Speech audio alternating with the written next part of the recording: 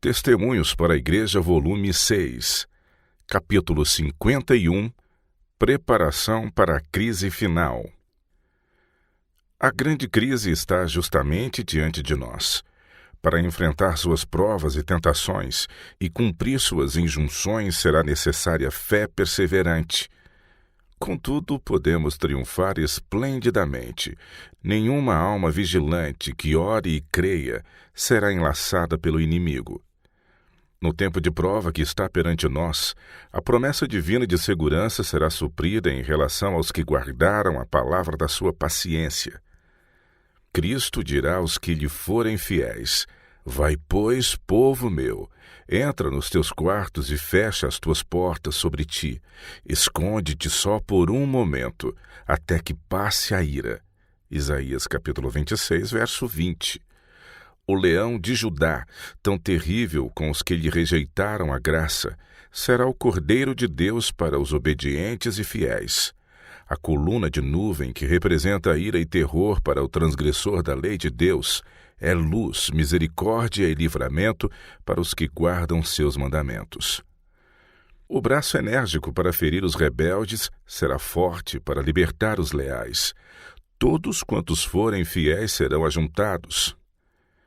E ele enviará os seus anjos com rijo clamor de trombeta, os quais ajuntarão os seus escolhidos desde os quatro ventos, de uma a outra extremidade dos céus. Mateus 24, 31. Irmãos, a quem as verdades da palavra de Deus foram desvendadas, que parte vocês desempenharão nas cenas finais da história deste mundo? Estarão despertos para essas solenes realidades? Reconhecerão a grande obra de preparação que prossegue no céu e na terra? Que todos os que receberam a luz, que tiveram a oportunidade de ler e escutar a profecia, atentem para as coisas que nela estão escritas, porque o tempo está próximo. Apocalipse capítulo 1, verso 3. Ninguém condescenda com o pecado, fonte de toda miséria em nosso mundo. Não é bom continuar em letargia, inércia e indiferença. Que não fique o destino da alma pendente da incerteza. Tenhamos a certeza de estar inteiramente do lado do Senhor.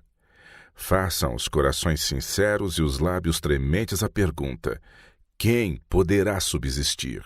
Apocalipse capítulo 6, verso 17.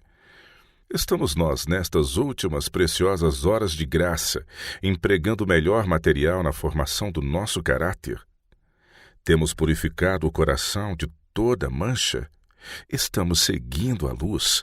Temos obras que equivalem à nossa profissão de fé? Está atuando em nós a influência suavizante e subjugante da graça de Deus? Possuímos um coração que sente, olhos que veem, ouvidos que ouvem? Terá sido em vão a declaração da verdade eterna às nações da terra? Elas estão sob condenação, preparando-se para os juízos divinos, e neste dia repleto de resultados eternos, o povo escolhido para ser depositário de importantes verdades deve estar ligado a Cristo. Estamos fazendo a nossa luz brilhar para iluminar as nações que perecem em seus pecados? Reconhecemos que devemos sair em defesa dos mandamentos de Deus perante aqueles que os pisoteiam? É possível ser um crente parcial, formal e contudo ser achado em falta e perder a vida eterna.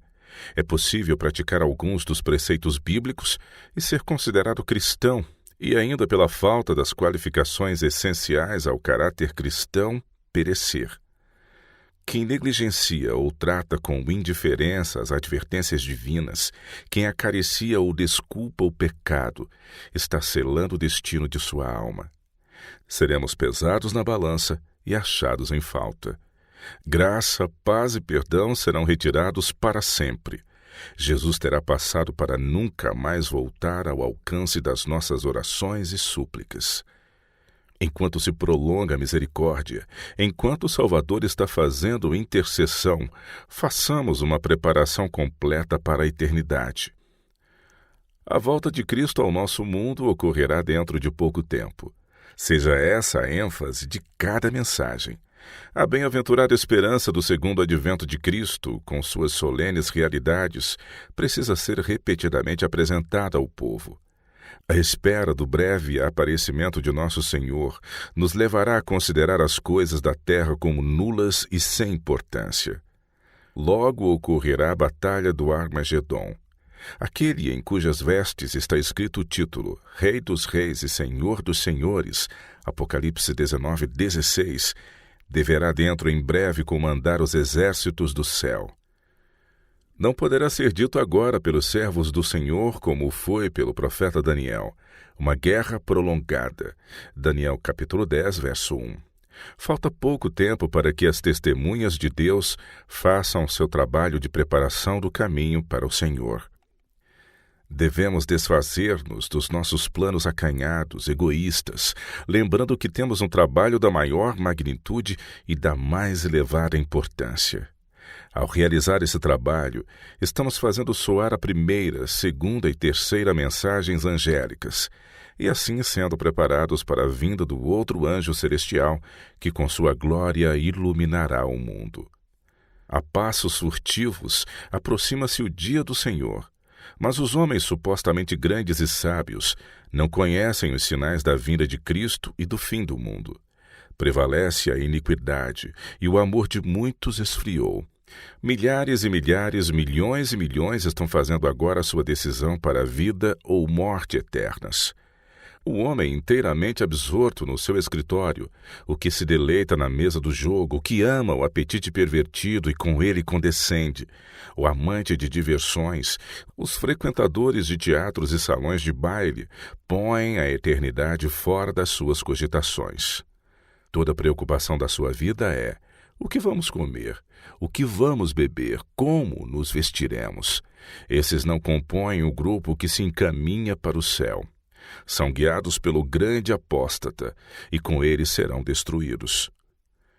A menos que compreendamos a importância dos momentos que rapidamente se escoam para a eternidade e nos preparemos para enfrentar o grande dia de Deus, seremos mordomos infiéis.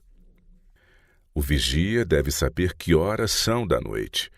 Tudo está agora revestido de uma solenidade tal que deve ser reconhecida por todos quantos creem na verdade para este tempo.